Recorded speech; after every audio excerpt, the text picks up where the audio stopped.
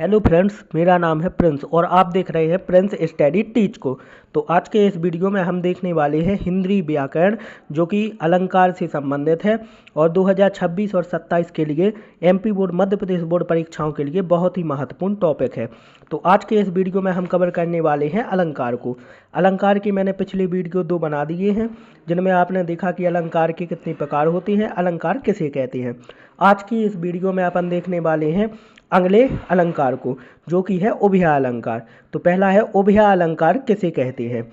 उभया अलंकार काव्य में जहाँ पर शब्द और अर्थ दोनों के द्वारा चमत्कार होता है, उसे उभया अलंकार कहते हैं। उभया अलंकार का उदाहरण है तीन बेर खाती ते। वो तीन एक कितने प्रकार का होता है, उभया अलंकार कितने प्रकार का होता है। तो इसका पहला प्रकार है विभावना अलंकार। विभावना अलंकार किसे कहते हैं, उदाहरण देकर समझाइए। तो विभावना अलंकार होता है काव्य में जहाँ पर कारण के बिना कार्य पूरा हो रहा हो, उसे हम विभावना अलंकार कहते हैं।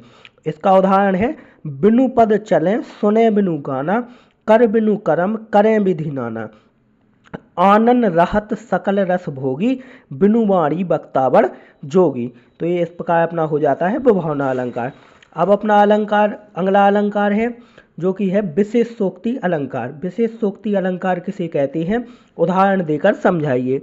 तो विशेषोक्ति अलंकार की परिभाषा है काव्य में जहाँ पर कारण के होते हुए भी कार्य पूरा ना हो रहा हो, उसे हम कहते हैं विशेषोक्ति अलंकार।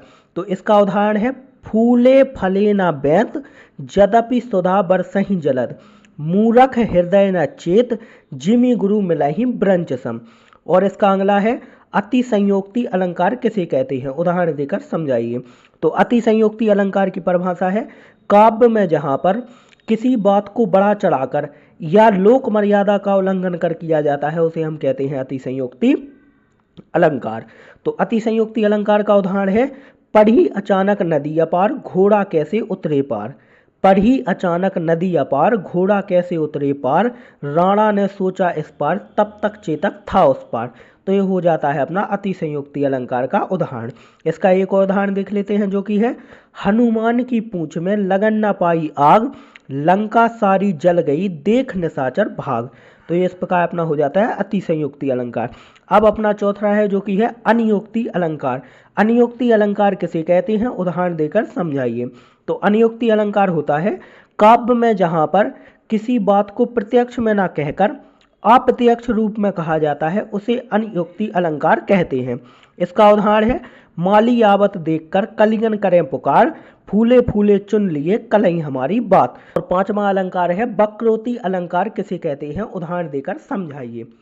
काव्य में जहाँ पर वक्ता के द्वारा कहे गए कथन को सुनकर श्रोता उसके दूसरे अर्थ की कल्पना कर लेता है, उसे वक्रोक्ति अलंकार कहते हैं।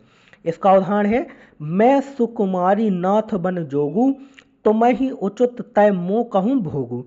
और अगला अलंकार है अपना छठवां है मानवीकरण अलंकार। मानवीकरण अलंकार किसे कहते हैं, इसको उदाहरण देकर समझाइए। तो मानवीकरण अलंकार की परिभाषा है काव्य में जहाँ पर निर्जीव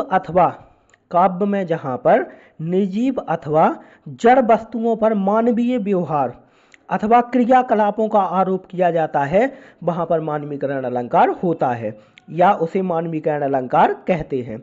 तो इसका उदाहरण है फूल हंसे कलियां मुस्काई, फूल हंसे कलियां मुस्कुराई। और इसका एक और उदाहरण है आसमां रो रहा है वीर बहा बहा के, आसमां रो रहा है नीर बहा बहा के। तो इस प्रकार अपने ये उभया अलंकार कंप्लीट होता है, जो कि कक्षा 10, 11 और 12 के लिए बहुत ही महत्वपूर्ण है। और ऐसे ही अन्य वीडियो देखने के लिए हमारे YouTube channel Prince study teach को सब्सक्राइब करें, लाइक करें, कमेंट करें, शेयर करें। धन्यवाद।